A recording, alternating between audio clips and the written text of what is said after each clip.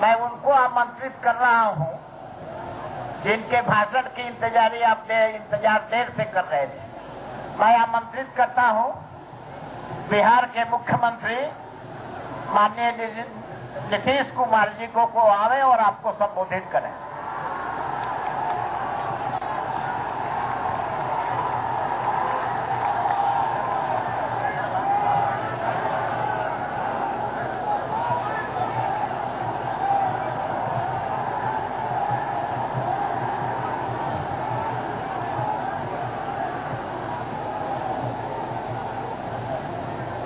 इस्राएली के अध्यक्ष,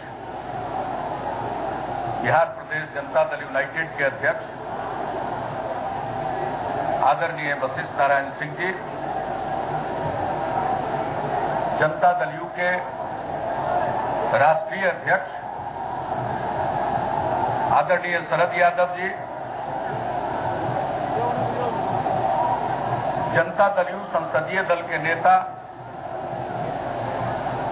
और बिहार के पूर्व मुख्यमंत्री आदरणीय रामसुंदर दास जी, राज्यसभा में जनता दल यू के नेता श्री शिवानंद तिवारी जी, लोकसभा में उपनेता श्री रंजन यादव जी,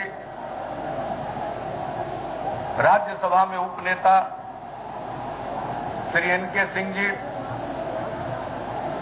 राज्यसभा में पार्टी के मुख्य सचेतक जनाब अली अनवर अंसारी साहब, लोकसभा में संसदीय दल के मुख्य सचेतक वैद्यनाथ महतो जी, यहां उपस्थित सभी माननीय मंत्रीगण, माननीय सांसदगण, बिहार की विधानसभा और विधान परिषद के सभी यहां उपस्थित सदस्यगण, हमारे सभी सम्मानित साथी और नेतागण और इस रैली में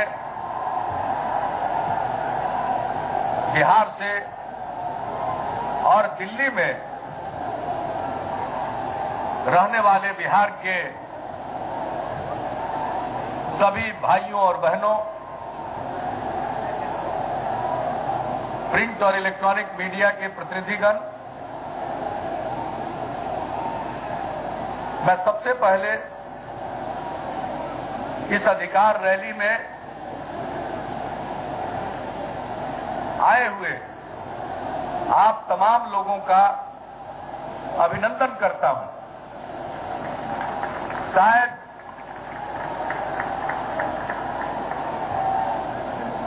दिल्ली में, देश की राजधानी में पहली बार बिहारियों ने अपने हक को हासिल करने के लिए इस तरह की ताकत दिखलाई।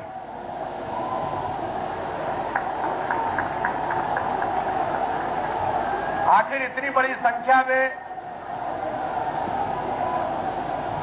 बिहार के लोग आकर दिल्ली में क्यों रहने को मजबूर हुए?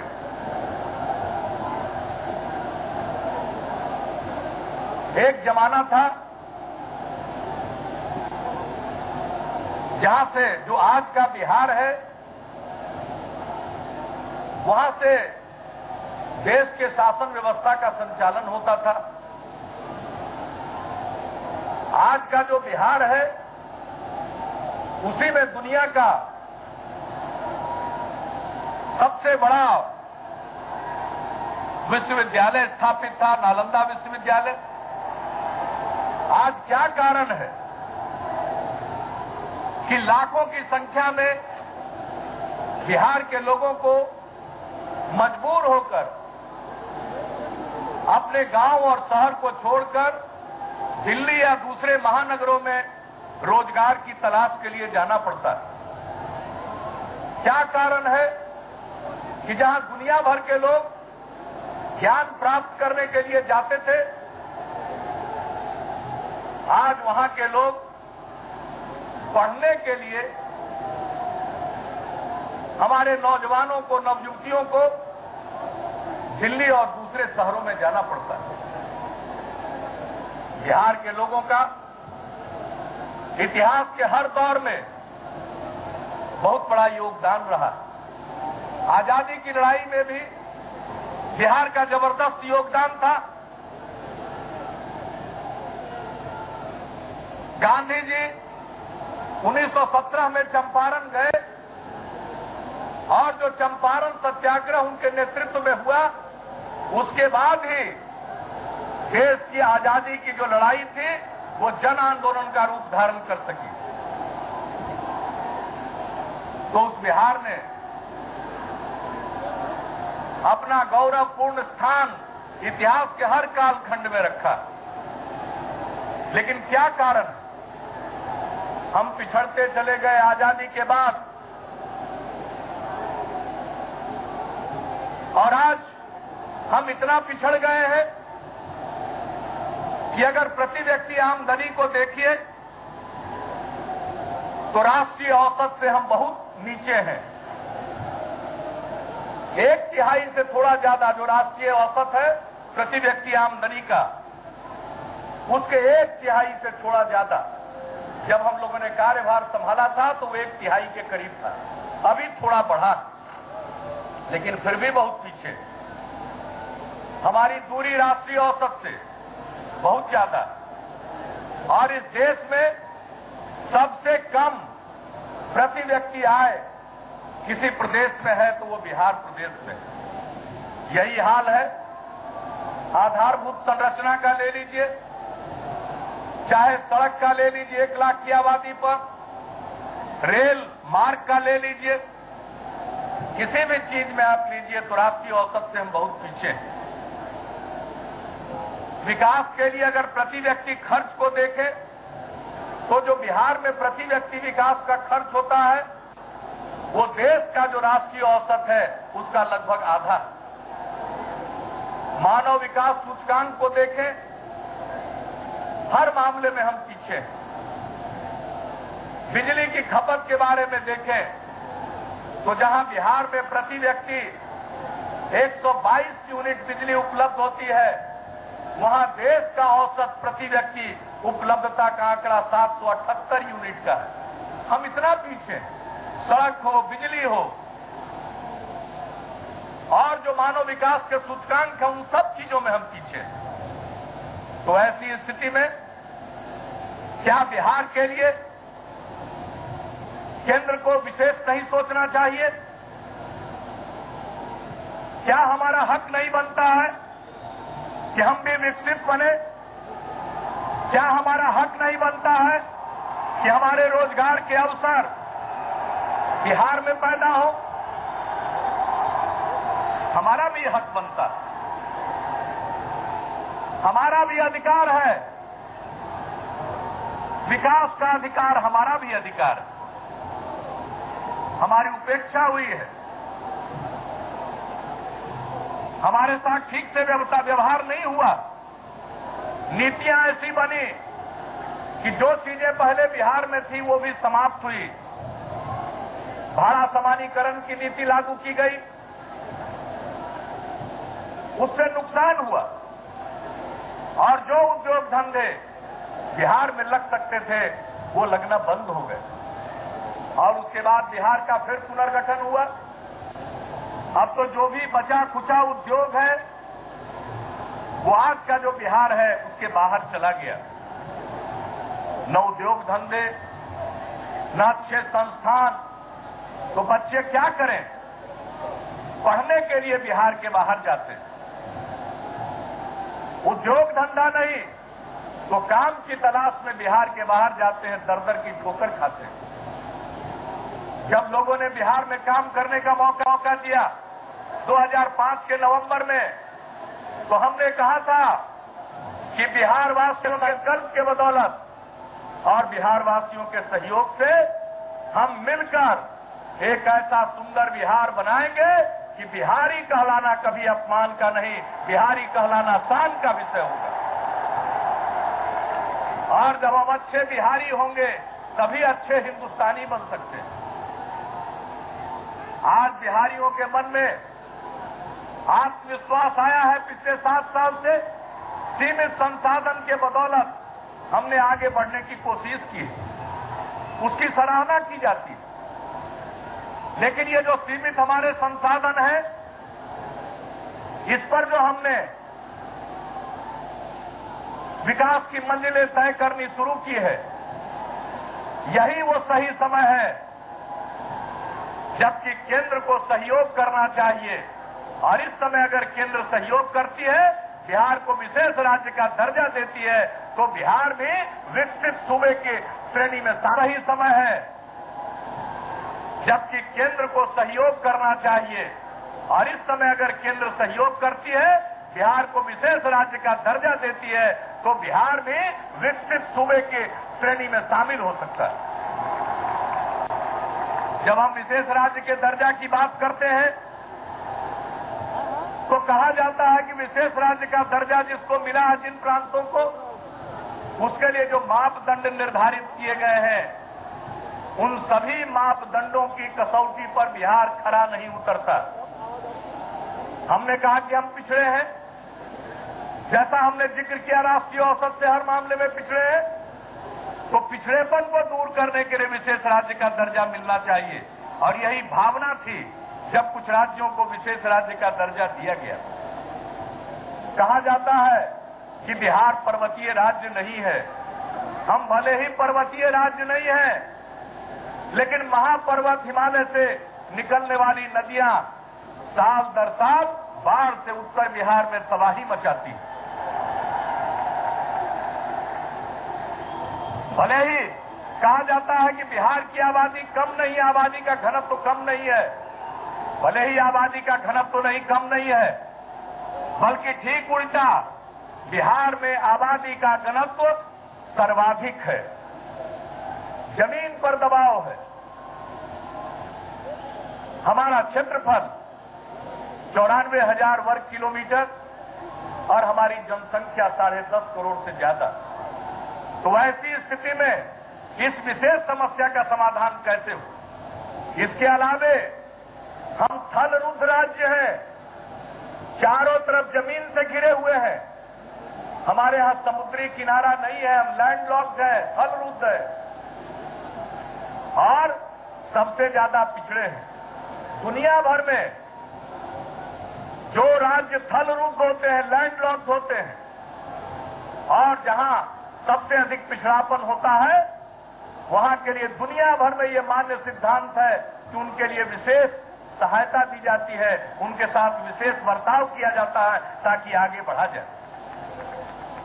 तो बिल्कुल तकनीकी आधार पर बार बार हमारे मांग को खारिज किया गया। 1.25 करोड़ लोगों का हस्ताक्षर लेकर आदरणीय शरद यादव जी के नेतृत्व में जब शिष्टमंडल मिला तो प्रधानमंत्री जी ने एक कमेटी बना दी। कमेटी ने स्वीकार किया कि बिहार में पिछड़ापन है, लेकिन मापदंड पूरा नहीं करता है विशेष राज्य के लिए, इससे यह नहीं मिलना चाहिए। हमने उसी समय कहा, यह तो सतही तौर पर कमेटी ने काम किया, जहां एक तरफ मानते हैं कि हम पिछड़ेपन के शिकार हैं, वहीं दूसरी तरफ विशेष राज्य का दर्जा नहीं देना चाहते। हमने कहा मापदंड में बदलाव लाइए। हमने फिर सब जगह चिट्ठी लिखी और उसी समय ऐलान किया कि केंद्र मानदंड में बदलाव लाए और जो पिछड़े इलाके हैं, पिछड़े राज्य हैं, उनको आगे बढ़ाने के लिए ठोस रणनीति बनाने के लिए विशेष राज्य का दर्जा प्रदान करे। कहा जाता है कि अगर बिहार को देंगे तो और राज्य में मांग है, उनको भी देना पड़ेगा। हम कहां विरोधी हैं? जो भी पिछड़ेपन के शिकार हैं, राष्ट्रीय औसत से जो राज्य नीचे हैं, प्रति व्यक्ति आय का मसला हो, बुनियादी ढांचे के विकास का मसला हो, मानव विकास सूचकांक का मसला हो, इन पर जो राज्य राष्ट्रीय औसत से नीचे हैं, उन सबों को आप ये दर्जा दीजिए और उनको आगे बढ़ाने की रणनीति तैयार करिए। तो आज बिहार मांग कर रहा है, बिहार के लोग अब इसे भीख नहीं मांग रहे हैं, अपना अधिकार मांग रहे हैं। ये हक है हमारा, विकास का अधिकार है। हम क्यों नहीं आगे बढ़ेंगे? आगे बढ़ने का अधिकार क्या हमारा नहीं है? क्या हम देश के अंग नहीं है?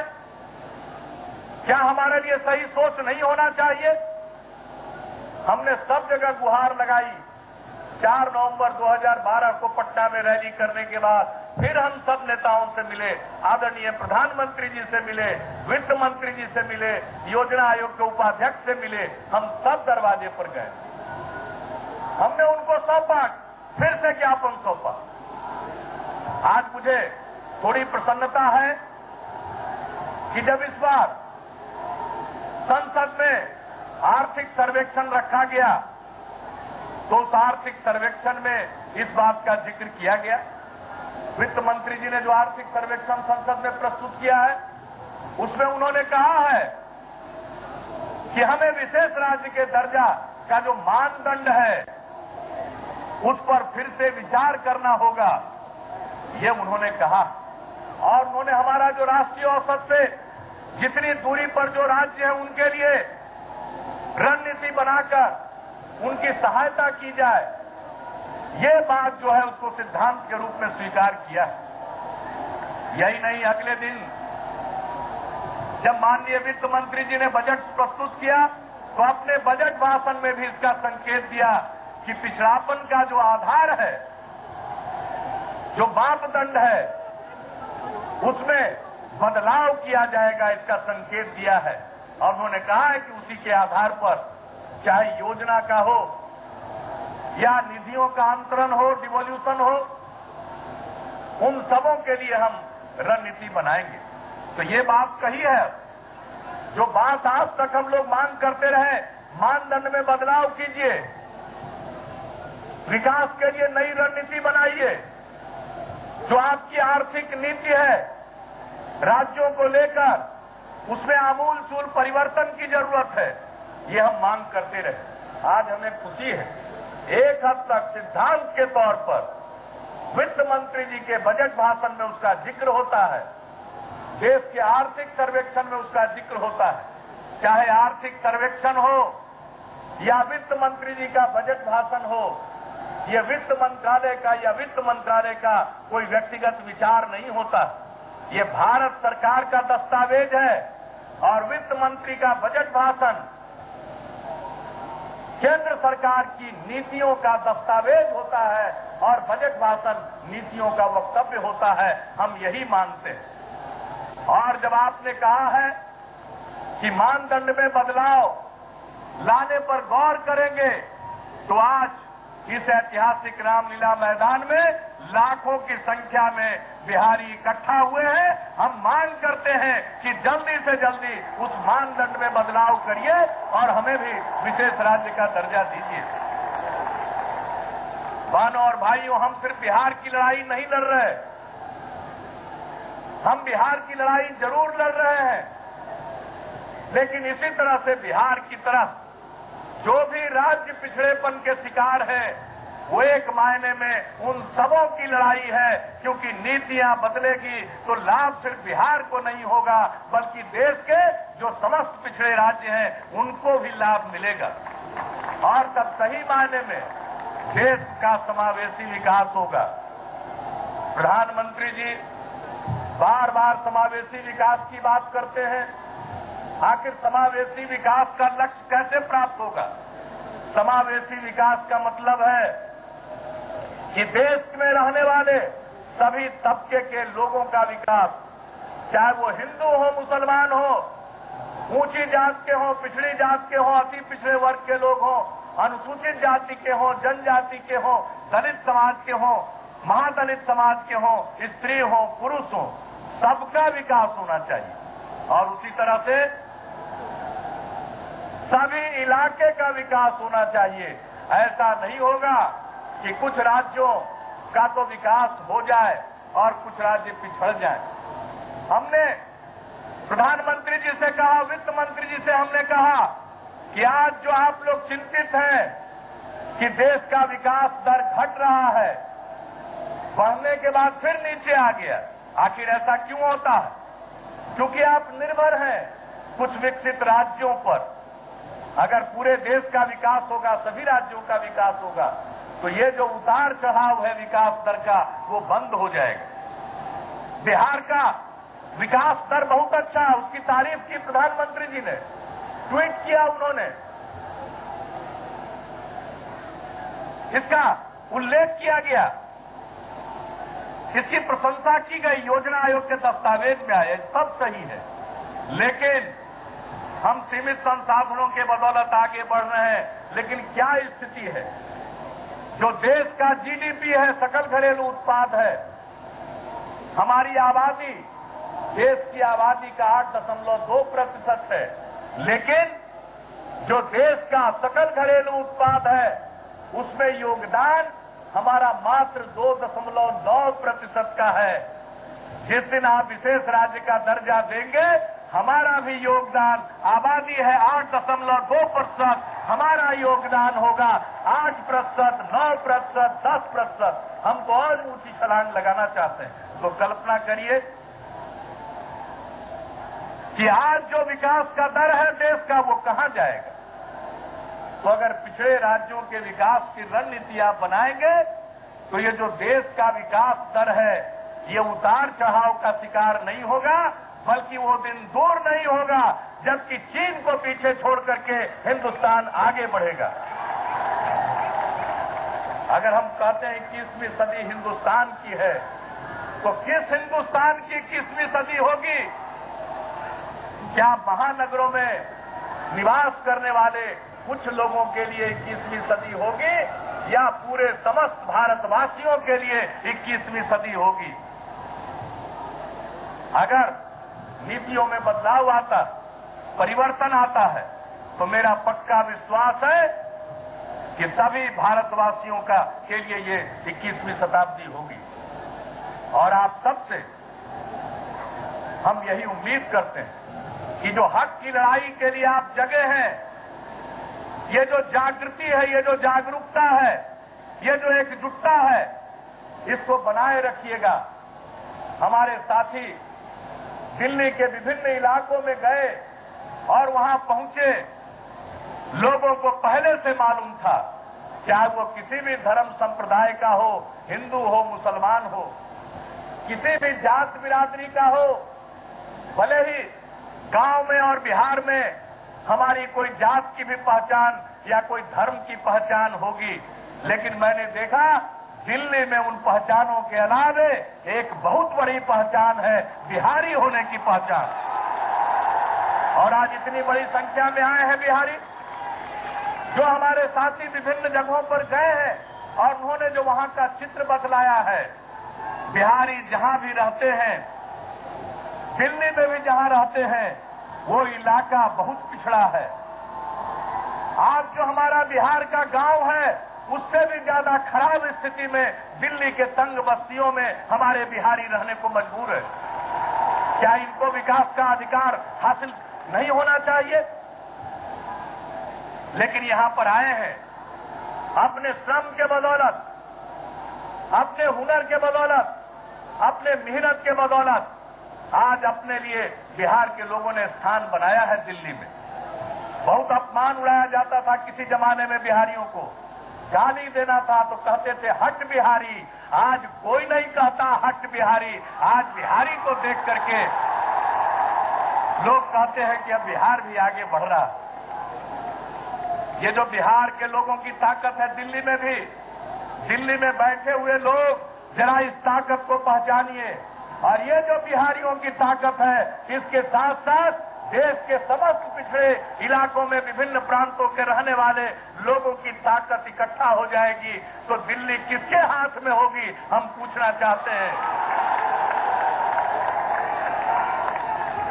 इससे समय रहते दिल्ली में जो लोग हैं, ताजो तख्त पर बैठे हुए हैं, वो सचेत हो जाए और इस उभरती हुई ताकत को पहचान लें।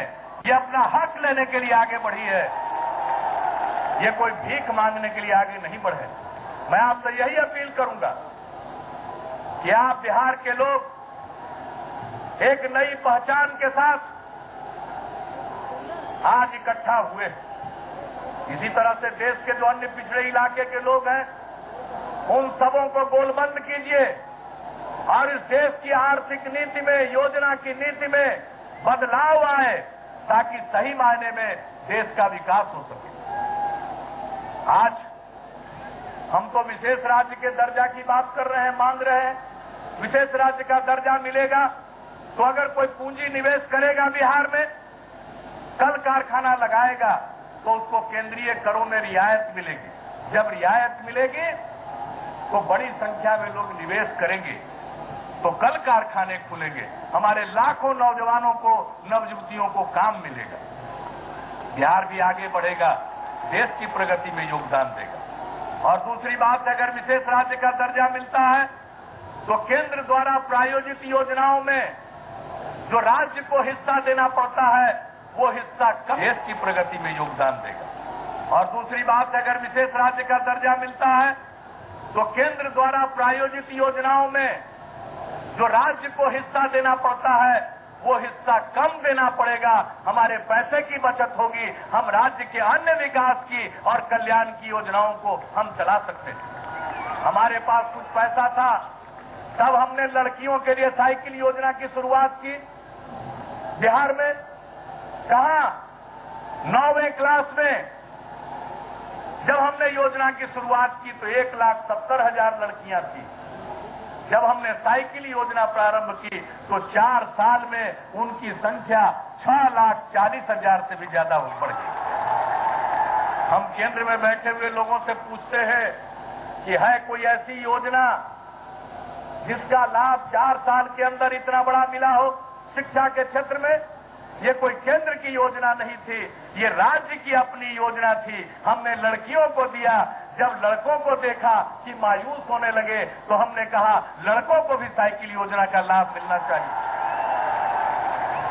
आज 12 लाख से भी ज्यादा साइकिल खरीदने के लिए पैसा हम लड़के लड़कियों को 9वीं कक्षा में दे रहे हैं, पोशाक के लिए पैसा दे रहे हैं, बहुत काम कर रहे हैं। जब हमारे पास था तो हमने ये काम किया।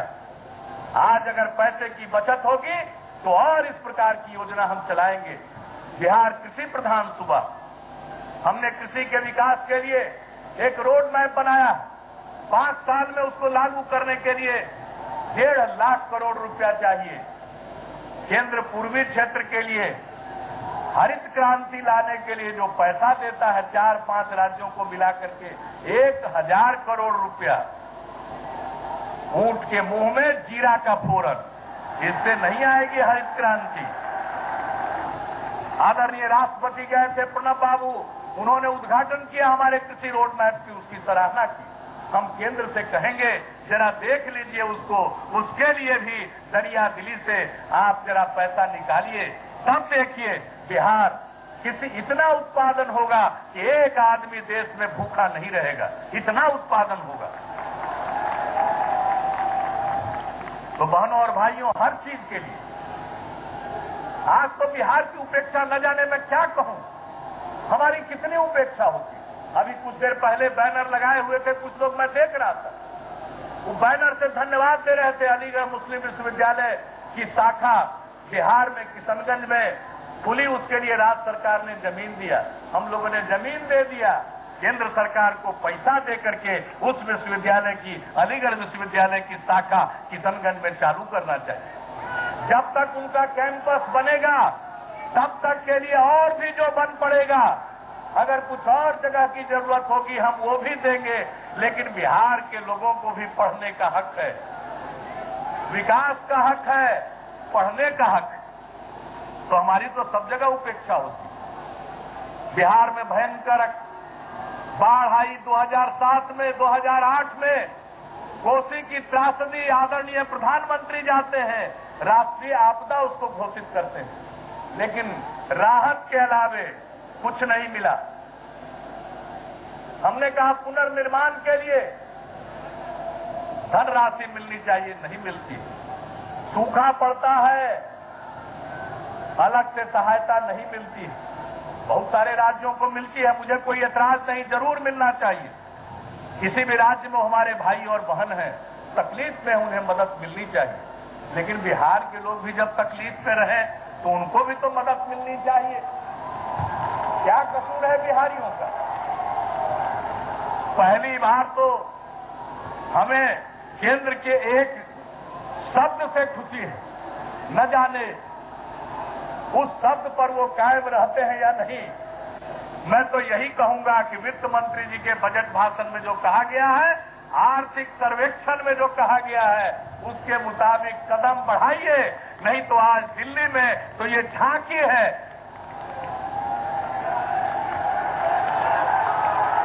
ये तो लोगों ने अंगड़ाई ली है, अभी तो पूरी लड़ाई बाकी है। मैं बार बार कहता हूं कि जो केंद्र ने कहा है मापदंड पर हम पुनर्विचार करेंगे, तो अब जो हमारे हक की लड़ाई है, बिहार को विशेष राज्य का दर्जा प्राप्त करने की लड़ाई है, वो रोचक दौर में पहुंच गई है। कल तक बहुत विरोधी मेरा मजाक उड़ाते थे कि हम मांग जरूर रहे हैं, मिलने वाला नहीं है। मैं कहता था कि सच की अपनी ताकत होती है और संकल्प के साथ आगे बढ़ेंगे, निश्चित रूप से हमें न्याय मिलेगा, हम अपना हक लेंगे। आज जब उन्होंने कहा है तो आशा की किरण दिखी है।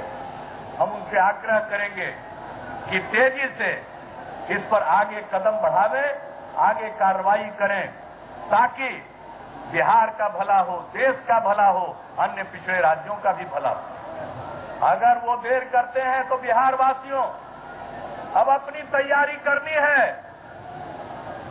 ये जो अंगड़ाई है उसको लड़ाई में भी परिणत करना है, या तो अभी दो, नहीं तो 14 के बाद तो जरूर देना पड़ेगा। 2014 को इस तरह से बिहार के लोग उस अवसर का इस्तेमाल करेंगे कि 2014 के बाद जो भी स्थिति होती है, बगैर दिए हुए बिहार को विशेष राज्य का दर्जा, और सिर्फ बिहार को नहीं, बिहार की तरह जो भी पिछड़ेपन के शिकार हैं, उन तमाम राज्यों को उनका हक मिलना चाहिए। दिल्ली में वही बैठेगा जो पिछड़े इलाकों के प्रति, पिछड़े लोगों के प्रति जिसके मन में दर्द होगा, वही बैठ सकता है जिसको हमदर्दी हो देश के लोगों से। अब ये देश का ये विभाजन भारत और इंडिया का नहीं चलेगा। हमें ये इंडिया और भारत का विभाजन मंजूर नहीं है। हमें तो एक हिंदुस्तान चाहिए, हर हिंदुस्तानी को अपने देश पर नाज हो, और उसके लिए जरूरी है एकजुट होइए। आज की रैली में जिस ढंग से धर्म, मजहब, जात, सब चीज से ऊपर उठ करके आपने जबरदस्त हिस्सेदारी दिखाई है, उसी तरह से 14 में न बाएं देखना है, न दाएं देखना है, सीधे देखना है कि दिल्ली ऐसा हो जो हमारे ऊपर न्याय करे, हमारे साथ ठीक व्यवहार करे। तो इस तरह से बहनों और भाइयों, आज आपने संकल्प भी ले लिया और मुझे तो पूरा भरोसा है कि आज के बाद तेजी से हरकत होगी और जो बात कही गई है उसको अमली जामा पहनाया जाएगा। लेकिन अगर उसको अमली जामा नहीं पहनाया जाएगा तब बिहारी इतना बुद्धू नहीं है, वो सब चीज को समझता है कि सही में दिल से आवाज निकली है या नहीं निकली है। तो इस लड़ाई को मंजिल तक पहुंचाना है कि नहीं पहुंचाना है, और जो संकल्प लिया है आपने, जो प्रदेश अध्यक्ष जी ने आपके सामने पढ़ा है, हम तब तक चैन से नहीं बैठेंगे जब हम विशेष राज्य के दर्जा का हक प्राप्त नहीं कर लेते हैं। अगर आप इसके पक्ष में हैं तो दोनों हाथ उठा करके बहुत बहुत धन्यवाद। ये जो लाखों हाथ उठे हैं, ये संकल्प के साथ उठे हैं, और हम सचमुच तब तक संघर्ष करेंगे जब तक कि हमारा हक हासिल न हो जाए, विकास का अधिकार हम प्राप्त न कर जाए, हमारे बिहार के लोगों को भी, अन्य पिछड़े इलाके के लोगों के भी जीवन स्तर में सुधार आवे, हम भी सम्मान के साथ जीवन जी सके। यही संकल्प है हमारा, और हम सबको, समाज के हर तबके को लेकर चलते हैं, और सबको लेकर चलते हुए ही इस लड़ाई को हम जीतेंगे, फतह करेंगे, हम जरूर होंगे कामयाब। बिहार भी तरक्की की बुलंदियों पर पहुंचेगा और हर बिहारी सम्मान के साथ आगे बढ़ेगा, और हम गर्व से कहेंगे कि हम न सिर्फ बिहारी हैं, हम एक अच्छे हिंदुस्तानी भी हैं। हमारा हिंदुस्तान आगे बढ़ेगा, दुनिया के विकसित मुल्कों में आएगा और हम सबको पीछे छोड़कर समावेशी विकास के साथ आगे बढ़ेंगे और दुनिया के लिए हम एक मॉडल प्रस्तुत करेंगे। आज विकास के मॉडल की चर्चा होती है। ये जो मॉडल है सबको साथ लेकर चलने का मॉडल, सबको मिलाकर चलने का मॉडल, ये असली हिंदुस्तान के विकास का मॉडल है। तो इन्हीं शब्दों के साथ आपने जो संकल्प व्यक्त किया, मैं आप सबका अभिनंदन करता हूं। इतनी संख्या में आप सब यहां पधारे, मैं आप सबको हृदय से धन्यवाद देता हूं। और हमारे जो साथी बिहार से चलकर 1000 किलोमीटर से भी ज्यादा 1200-1400 किलोमीटर की यात्रा करके यहां पहुंचे, मैं सबका अभिनंदन करता हूं, सबको धन्यवाद देता हूं।